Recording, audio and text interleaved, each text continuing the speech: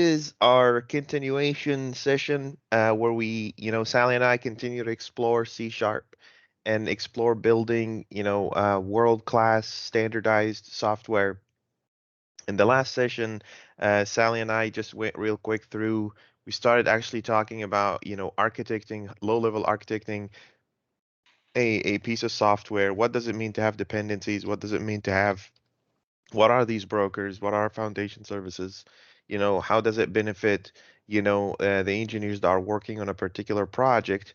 And then before we left, I asked, Sally and of course everyone watching this series to kind of take a look at the standard for, writing brokers. And, the most important things here is that you understand that there's some external stuff going on that the brokers need to, negotiate with.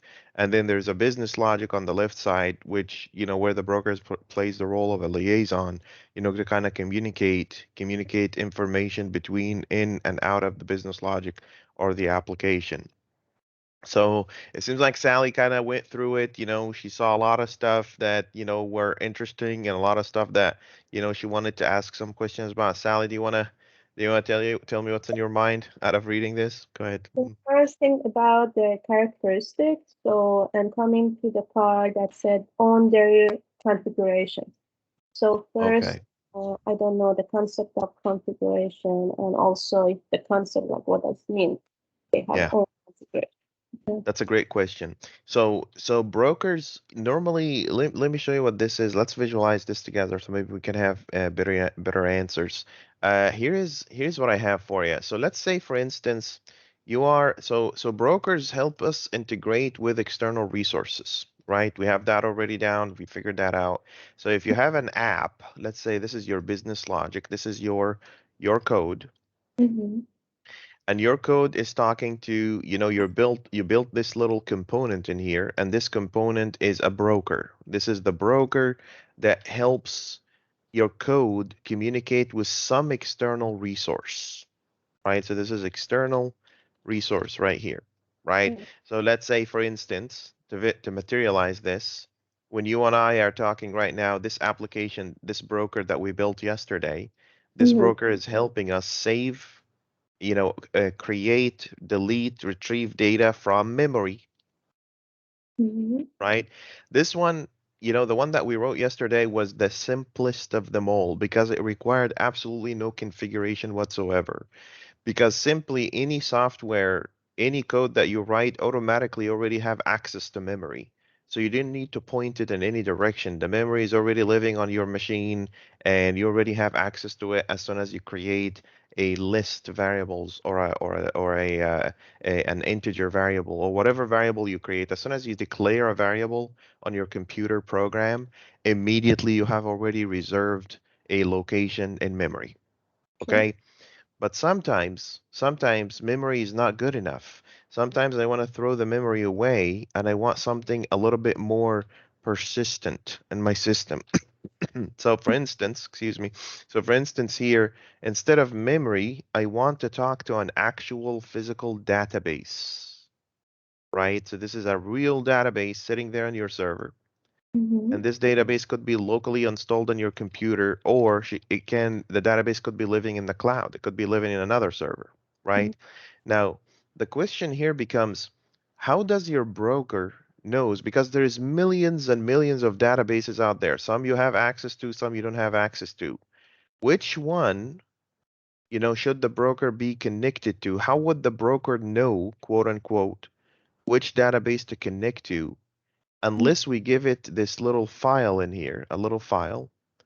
And this file here has basically the little details that says, here's the configurations. Here's the configurations. So just config like this. Make this smaller a little bit. So here's a configuration, and this configuration will tell you go access the database that's living in Azure as a cloud system or living on your local machine. We're going to work with local databases and external databases. So this configuration is nothing but text, just Mm-hmm. text. And this text has a pointer, and that pointer basically tells you which database to talk to. Sometimes the configuration includes security information like authentication, which allows only your application to access this database if it has the right authentication mechanism. It's like a username and password, but a little bit more advanced for applications. We call it a security token. Now, let's see how this thing looks in the real world. If you go into this example that I have here, Okay. you will notice something in here. There's this configuration that I'm passing in, and this Mhm. configuration basically I'm using it later to retrieve to get the connection string. Look at connection string. I want to get the configuration, the connection from something called default connection. What is this default connection? Where this is coming from? If you look at any of my open source projects in here or any open source project whatsoever, you're going to see that there is in every API file, you'll see something in here called app settings development JSON and app settings. That's your configurations basically. And if you open that guy up, look at this default connection. Mhm. And this default connection is pointing to a local database where it's reading from a database called OSSS. Mm, see. So that's what these configurations mean. It basically is the mechanism that allows your code to be able to communicate with external resource. This doesn't just apply to databases. Like I said, brokers can be anything. Like for instance, let's say your system wants to be able to place messages on a queue. So it's putting a message on a queue. Here's some of the most common scenarios. Let's say you have this queue in here. What is Q? What is a queue? Sometimes when systems are talking to each other, in order for these systems to guarantee kind of reliability and resiliency, they don't, call each other directly. Instead, they put messages for each other. It's like sending a mail message to an app sending a message to an app, Mm, right? In case this app is down, this app should not be interrupted. Instead, this app will just put the message here, and whenever this app is available, it will pick up that message and run with it. I see. I call it a resiliency mechanism, and we're going to learn about that as well. But then let's just say you have a queue in here. You're putting a message on a queue, so it's not a database anymore. Putting a message on a queue, it's the exact same thing. Brokers will go and say, okay, which queue in the world do I have access to, and what is my configurations to put the messages on that queue? Another very popular example is when an app says, I want to communicate with another app directly. So there's another app sitting here on the other side, like this, and this app is an API endpoint. It's basically exposing API endpoints, and we will talk about that very shortly. So an app wants to talk to an app directly, right? So the broker needs the configuration to know which app to talk to, like this. What's a good example of that? If you go into an open source project like, let me show you. If you go into an open source project like Taarafu or OSSS portal, let's go to OSSS portal and see what that looks like. So OSSS portal right here, you will Mm, see this is basically a web application that talks to an API behind the scene. If you look at the development piece, look, it's talking to a local API that's running on the local machine. It goes to API configuration, takes the URL, and basically talks to that. What does the broker of that looks like? Let me show you. If I go into API brokers and then go to API broker in here, look at this. It goes and picks up a RESTful API client and sets that up. Actually, that's even outdated. Let me show you something that's actually more recent. Give me this. Like I even changed my standard a couple of times for mm, making sure that let me show you Tarafu. I need the portal piece. There it is, Tarafu web. And here's the web piece. Here's a broker. Here's an API, and here is an API broker. Yes, anyway, something to that effect. It basically picks up the client. The client has the configuration. Ideally, I pass in the configuration, I create the client in here. So this is a shift that I need to make. But anyway, the point here is that, we basically pass in I configuration like that. I'm gonna change this code, obviously, but what's gonna happen is that I place in the configurations that my application has been reading, and I basically create this API client. And this API client is basically what I use to execute my operation. And this is why you'll see in the standard when I talk in about brokers, I say every broker should own its own configurations. What that basically means is that Don't let anyone configure your broker for you. Let the knowledge about configuring your broker have, so there's no flow control, exception handling, own their configurations. So there should be always this piece here that says, I'm gonna configure this app myself. You see? Okay. So that's basically a little bit of time, a little bit of a long-winded way of saying, this is what configurations means. Does that make sense to you? Yes, it does. Okay. Any other questions about brokers? Anything you've seen? Now the next one, natives and primitives. Can you like explain what is that? So I can. Yeah.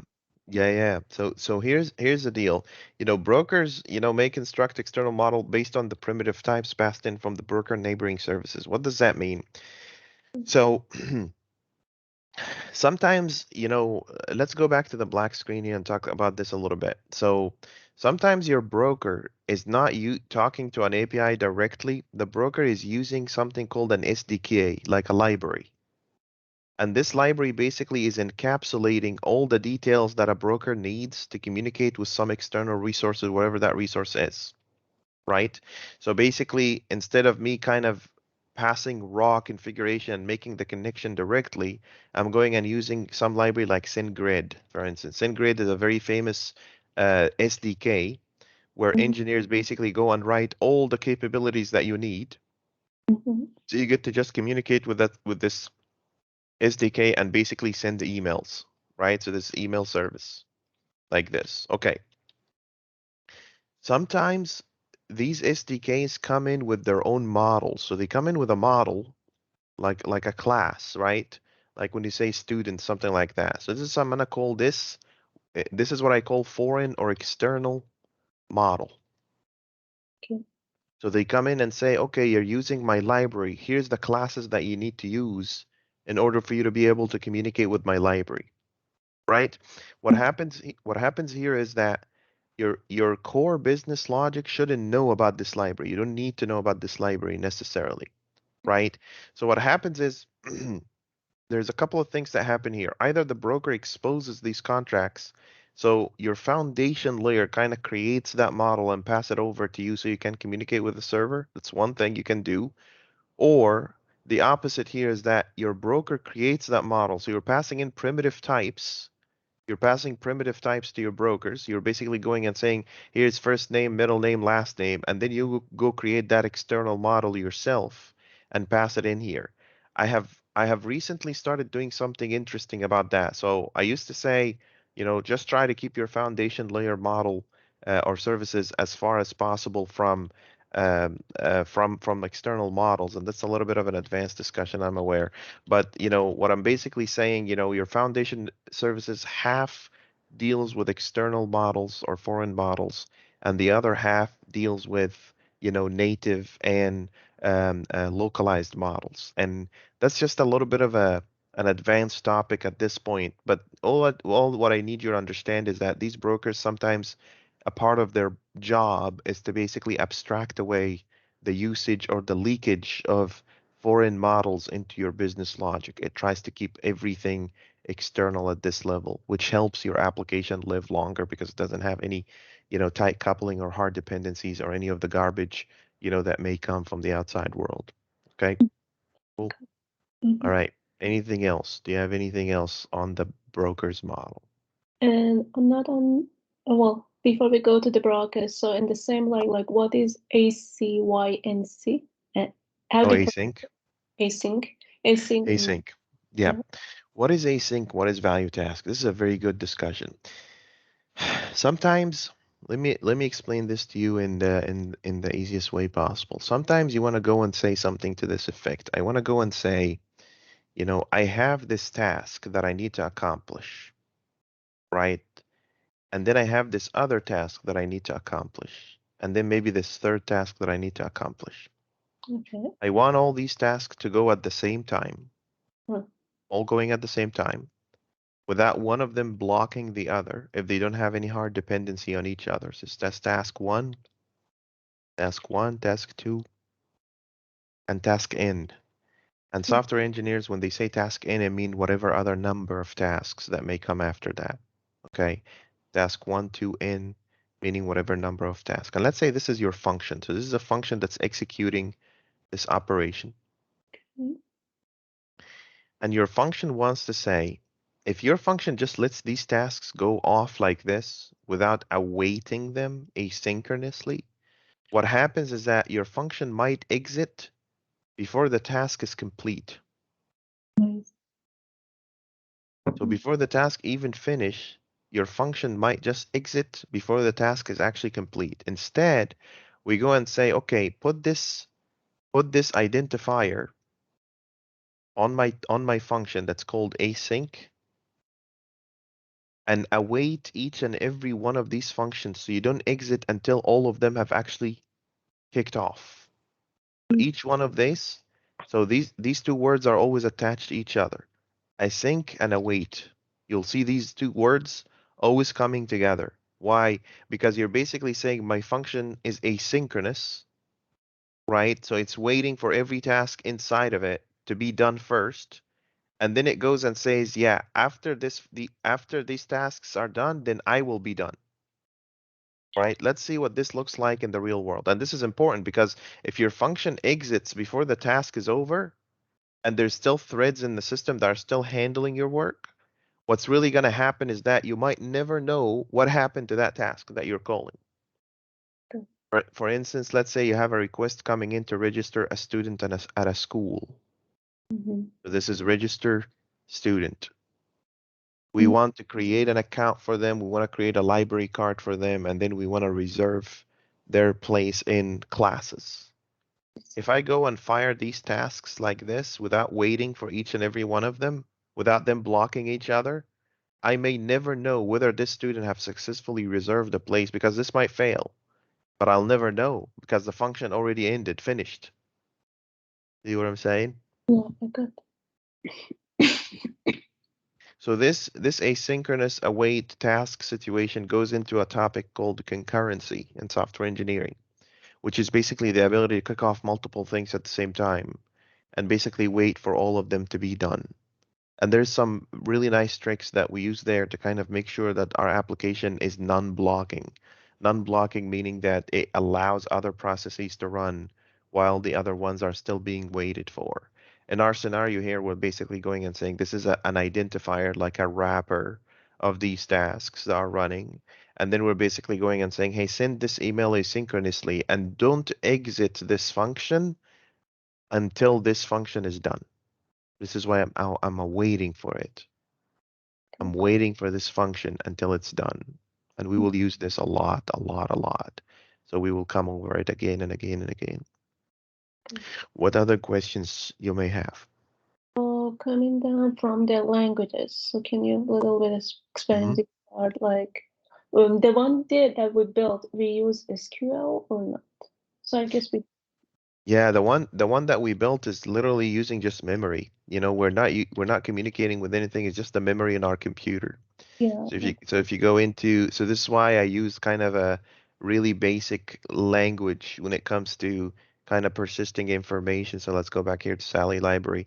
If you go into the broker storages, I used very, very basic language, and the language is basically just like it's like a storage language: insert, select, update, delete.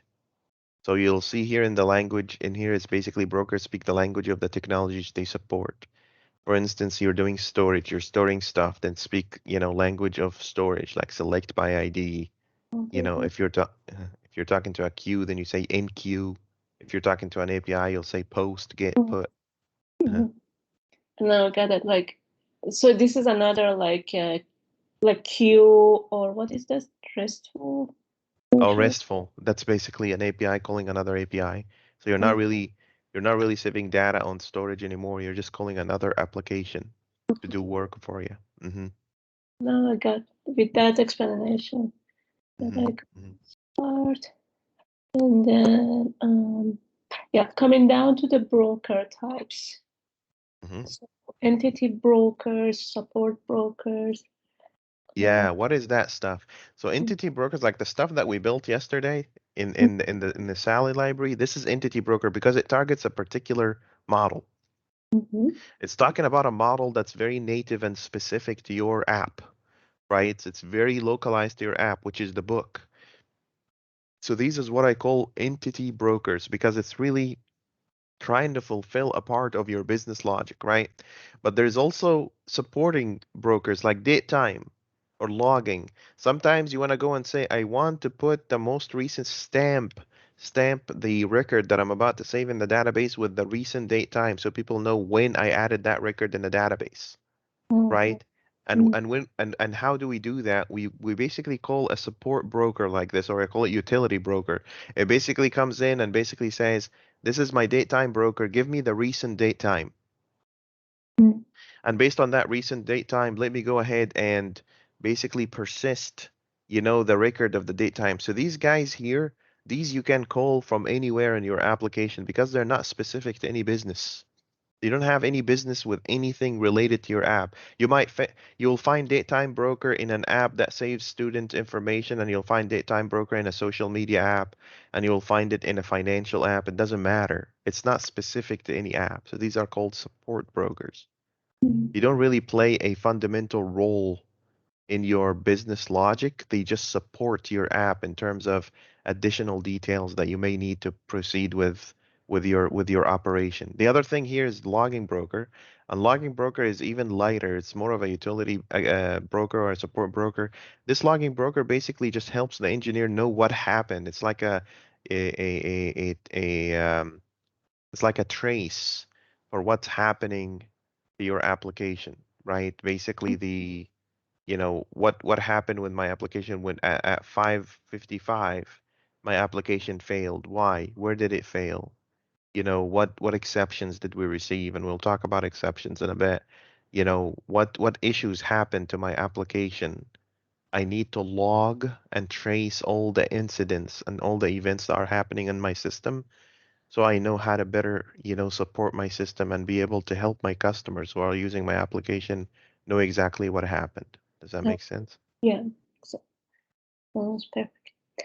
Okay, then my other question, in the summary you mentioned something ORM, but what is that Oh, stuff? object relational Oh, yeah, model. object. Yeah, so remember that example that we talked about. So this is ORM. So let's object relational model, I think, or something like that. An object relational model is a combination of object-oriented database model and a relational database model. So what this is, and I think it's actually called OEM, object entity model. Yeah, there it is. I'm sorry, OEM or EDM. What this is basically is that, do you remember how we talked about how you're talking to an SDK, and this Mm-hmm. SDK, the SDK basically is helping us this here, like SendGrid, right? The common one that I use these days when I try to talk to databases is that I use something called the entity framework, and this entity framework is just a library. It's an EDM, entity data model, and what this does is basically helping me, not have to write SQL commands. Instead, I just talk directly to the database through, it's called the entity framework, and it helps me basically talk to the database directly without having to worry about writing SQL code. So I'm just writing C# code, and it picks up that C# code and turns it into SQL commands. So this is an example of this SDK example. Remember how we said here you will have an SDK and it has external models? The exact same thing happening in here. So, so before, without having this SDA, so this entity, SDK? yeah. Mm-hmm. So what you needed SQL language. So Yeah, the one that we did, so we didn't use SQL, right? But still, we thought we used the data. Oh, we used memory, not but I data. was talking to memory. Yeah, yeah.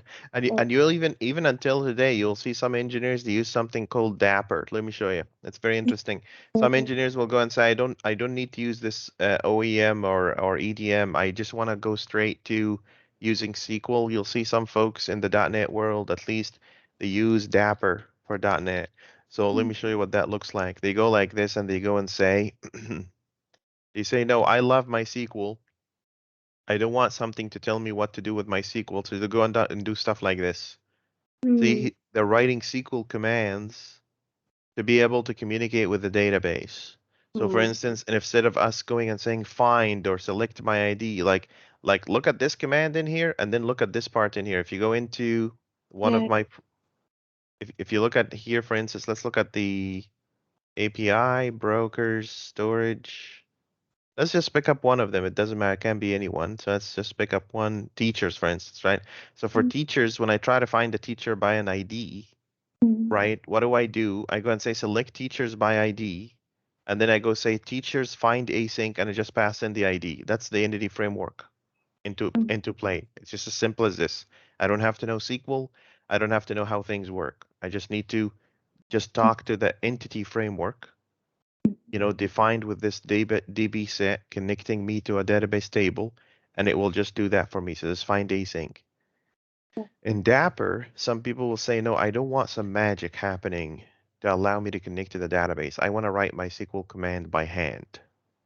So Mm. Dapper basically comes in, it's two different school of thought, right? Some people say, nope, you don't have to learn SQL or know anything about SQL. I'll take care of all this stuff for you, and Mm. you only focus on C sharp. And some other people will say, no, I want to write my C sharp. Mhm. So basically, Dapper needs the SQL. Yeah, you have to know SQL. Okay. Entity framework, you don't have to know SQL. Learning curve much lower. You don't Mm. have to worry about, learning yet another language. You just need to know C sharp. Hmm. Perfect. I think I answered all my questions. All Thank right, wonderful. And there will be like, just like I said to you, what do they say? Tell me something I may remember, teach me something I may remember, and then, show me how to do it. I'll never forget. And that's basically what I'm trying to do here is that eventually we're gonna run into a situation where you're building a full-fledged API like this, and that's the kind of experience that I want you to get up to speed on. Because if you can build the APIs, RESTful APIs today, you. you can do anything in the world. Everything is running by APIs are running the world, Sally. APIs, everything around you today, from the moment you wake up and you touch your phone and you look at Facebook or any feed on Twitter, whatever, this is all APIs calling each other from the Mm. beginning till the end. You know what I mean? Okay, so there's that part. Let's go back to our application here. And this time we're gonna do something here, Sally. And this is really what I wanted to kind of, work with you on today. And it's just a simple introduction. In order for you to have effective, we already built a broker here that talks to memory, right? So you have this memory here. This is the best way I can represent a memory, it's just this thing, right? And you have memory in here. And we built this thing called storage broker. The memory is a form of storage. It's just not persistent storage, right? As soon as you shut down your app, it's gone, right? And our storage broker have all these kind of new capabilities that we built, all the CRUD operations, right? So it's exposing APIs, right? It's going and saying, I am offering you all the APIs that you may need to be able, when I say API, I mean programming, application programming interface. What that basically means is that whatever you need to work with my broker, I'm exposing, meaning allowing you to do add or insert rather. You can do select all. You can do select by ID. You can do update and the last one of them all, which is, just part of the CRUD operation, which is a delete, precisely delete. So now this broker of mine is doing this amazing stuff that it's going and saying, hey, here's the APIs that you can use to be able to connect with me and communicate with me so I can facilitate your communication with memory without your code knowing anything about memory. Your code doesn't have to know how I'm making this communication. Okay. All that your code needs to know is that it's calling this contract, this iStorage broker, which means that there's another thing in here, another component in here, which is what I call foundation service. Mm. What does this foundation service do?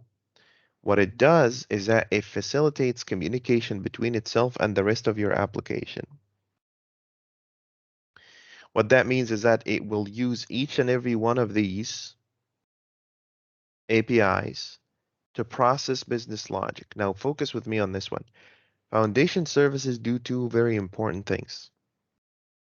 They abstract away brokers from the rest of your application because there's still more stuff that we have to do here on this other side to get something going. There are the rest of your application, other things that your application is doing. But your foundation service, what it does is that it makes sure the data that's coming from this rest of the application is validated. Sally, what does that mean?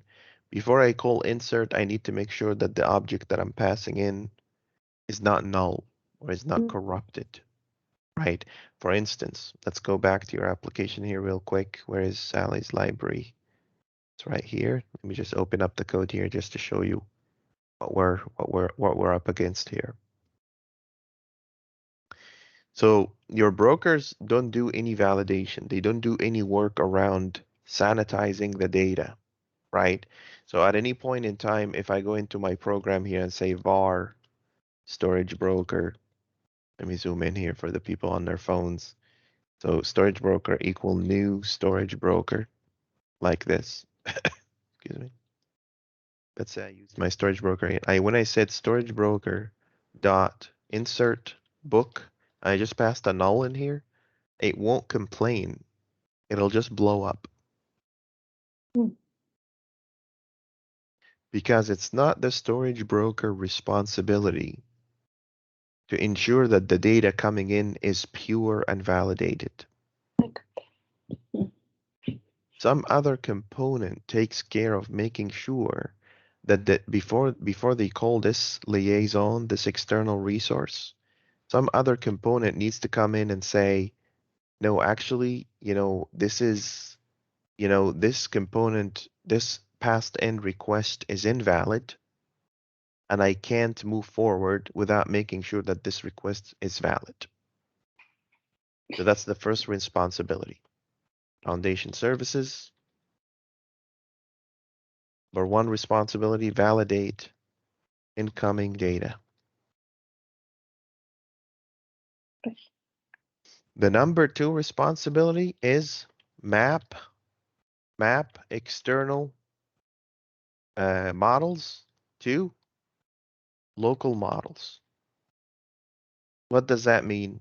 Just like this example about, sending an email, right? Let's say you have a function in here. Let's say you have a broker. Let's build a quick broker real quick. Class email broker. And this email broker is offering you a function, right? And this function basically says send email with a model called email. This email model is not on your app. It's coming from that SDK that you're using. Your foundation service will take whatever localized model on your own app and convert it into this email model.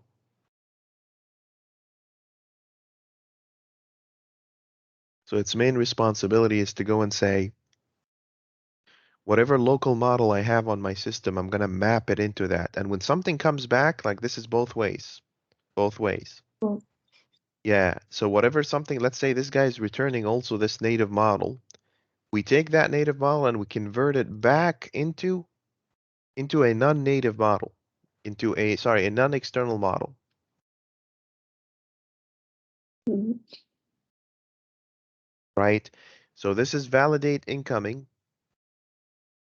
and then map external models to local models both ways. So it's basically, and this mapping can happen in two ways. It could be incoming here. Like this mapping could happen on incoming data and outgoing results. And it could be also based on exceptions. Mm. Sometimes, sometimes your insert book is going to blow up. It's going to have an error. The responsibility of your foundation service is to take that error and localize it, turn it into a local Mm. exception. This localization plays a big role in abstracting your business logic from the rest of the world. It basically makes sure that your application can live forever because it's not tightly coupled or have hard dependency on the technology. I threw a lot of stuff at you. Any question? Uh, so where the local model, so external model is basically, I got, where is that? So local model is part of the, Hmm. is it a part of the business model, or it can be basically part of the broker? The external Or model? no, local Hmm. model. Oh, the local model? The local model is defined on your own project. Like this book here is a local model because we defined it. It's local to your app. My God. Okay, now it's clear. Okay. Basically something you've written by hand, basically. That's all there it is, right? Now, mhm. Remember, there are three types of models on our system, right? There is these models. There is the what are the types of the models that we have? Models. The first type here is native. Native model is the thing that comes out of the box from the framework that you're working with. Like when you say string x equals Sally, like this. This x here, this string here, that's called a native model.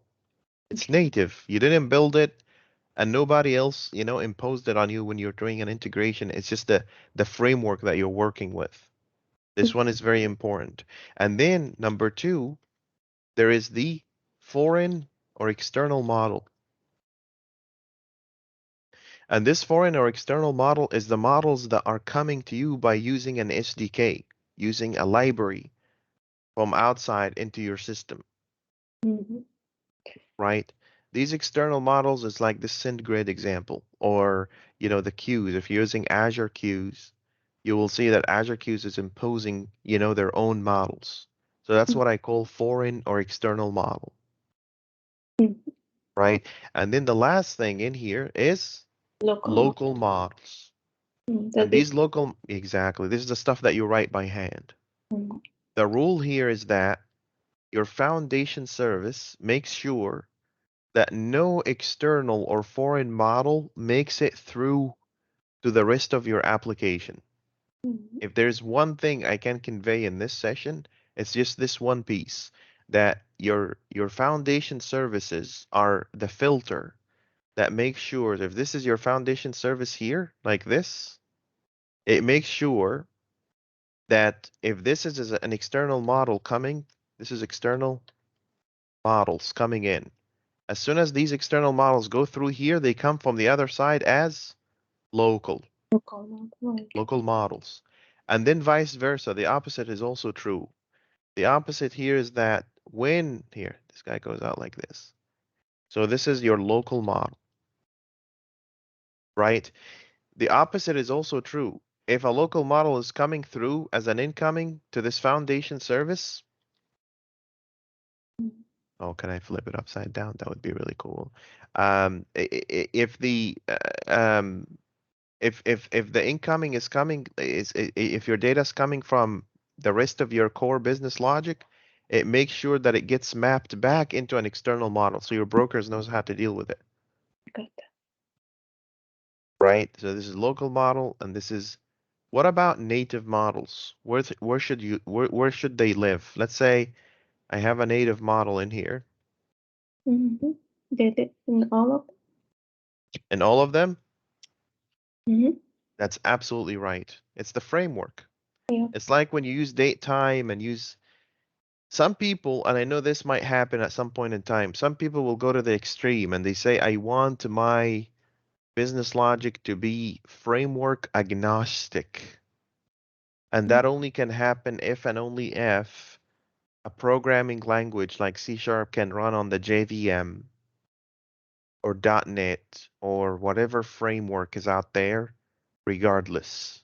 This is where that would become true. That would be this is what I call extreme purity, like extremely pure system that it doesn't have not just dependency on some external models, but it also doesn't have any dependency or even native models of a framework. It works only with local models.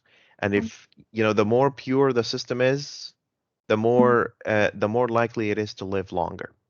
That's for sure. Interesting. Okay, so this is what these foundation services do. External models coming in, map, shoot it out from the other side. Local models coming in, validate, and then shoot it back out. right? Let's see what that looks like. Just a quick implementation. And we're going to learn as we're building this implementation, we're going to learn about test-driven development, which is one of my favorite things in software development by far. Since we have just a little bit of time, I'm just going to do a quick introduction about building consciousness. Just like any other service, let me just, let's go here. Just like any other service, let me increase the font here just, on the, so this is 175. Sally, tell me if the tree here, the solution tree is visible. Yes. Okay. So remember how we went and did, here's my brokers and here's my models, right? We're gonna build a new thing in here. Usually it starts always like this: models, brokers, services, controllers, or exposers, components as you go. So let me go up in here and say services. Services are many types. There are foundation services. There are processing services. There are coordination services, management, aggregation. There are so many different types of services. Some of them are more similar to others than others. And then, but this is all the same layer. And then under services, I'm going to create another folder here. I'm going to call it foundations. So you see, I'm breaking my application into maintainable, smaller components that do one thing and one thing right, to do just one thing at a time. So under services, there are foundations. Okay. What's under foundations? The type of services that handles the model, which is books. Remember how when we built the brokers, we went and said, hey, make storage broker and maybe it's book. So it's dealing with this, storage. I'm going to do the same thing here with my services. I'm going to go here and create an interface. Remember the contract. And I'm going to call it iBook service. So this is me creating a contract for any other consumer of this service to deal with this contract. I'm going to make this public and I'm going to clean this stuff up like this. Control KE. Here, Control KE. Oh my God, what's going on? Hold on. And then I'm going to put in copyrights for everyone to use it. So this is my contract. Remember how in our contract I went and said, let's define what we need to expose to the outside world? The same thing happens in here. So let's just go ahead in here and do this.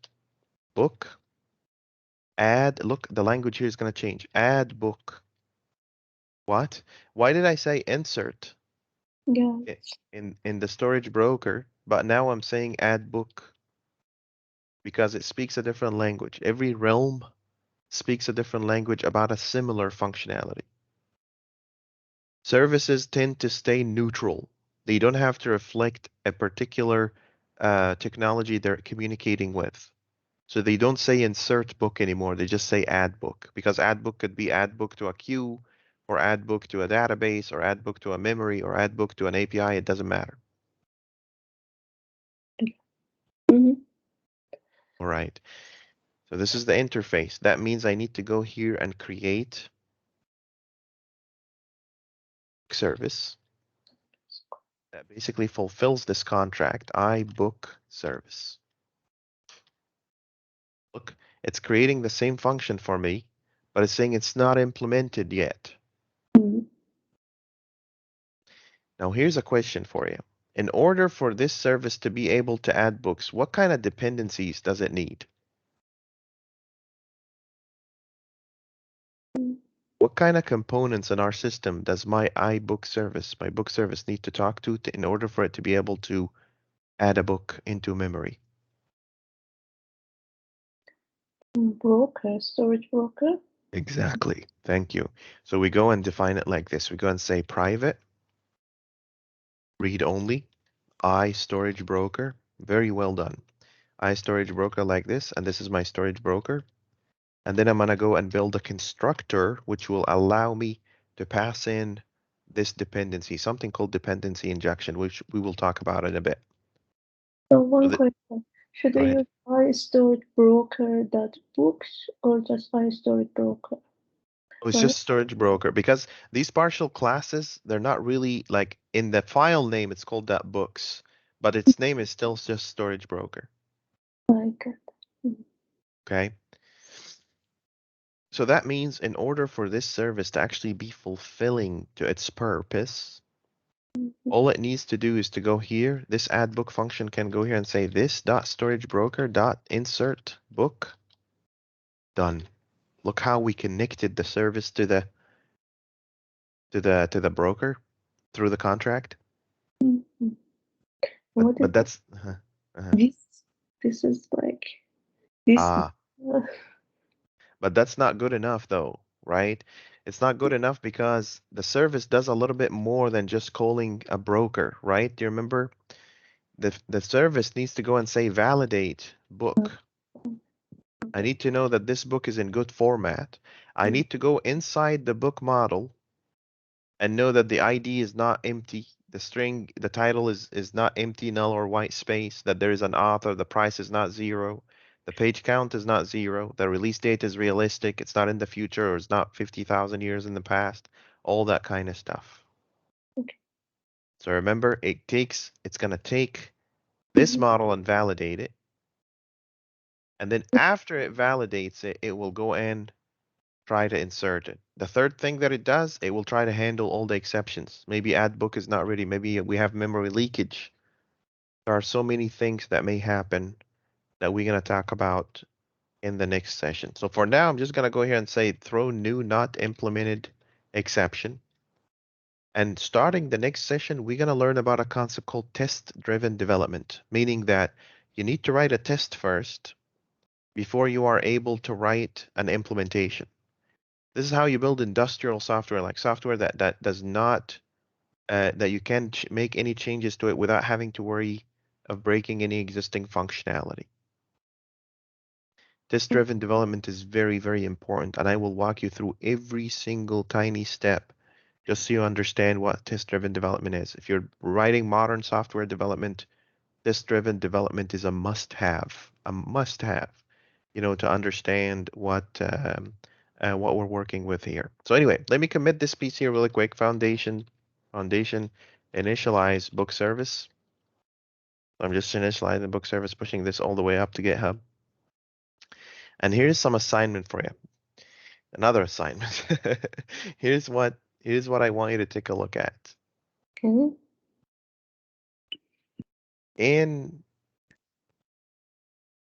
In our standard, there's a piece here that talks about services. Okay. Read about services, read about why they're important, and then, kind of take a look at the foundation service, which is the biggest section in our standard. It's a huge section. I don't care you read the whole section. I just want you to read just the introduction. Okay. Just understand what it's doing. But the most important part, then the foundation services, go ahead and read about, the services that we have in here. What do they mean? What do they reflect? What's the responsibility of services? Services are one of the most common things that you will build for as long as you're building industrial software. So I will let you go through that. I'm sorry, there's a little bit of reading and a lot less coding, but we will be writing a lot of code in the upcoming sessions. I just want you to kind of get up to speed into the philosophies and the concepts and the standards behind writing the software that we're writing. That's Okay. good. Thank you. Any questions at all? Are you good? Yeah, right now is good. Thank you so Tomorrow. much, Sally. I'll talk to you tomorrow. Sounds Thank good. We'll start writing code tomorrow. You take care. Talk to you you. later. Bye. Yeah, bye.